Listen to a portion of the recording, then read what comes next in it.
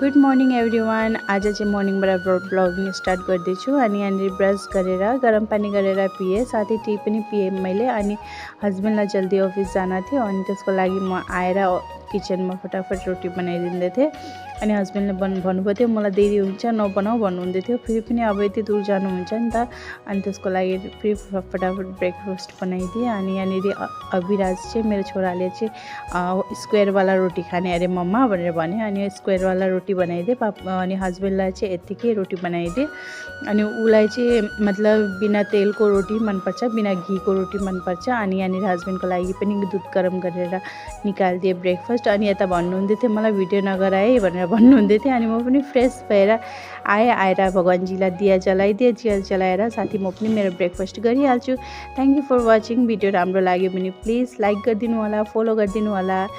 फेरि भेट्छु म मेरो नेक्स्ट भिडियोमा। Thank you for watching.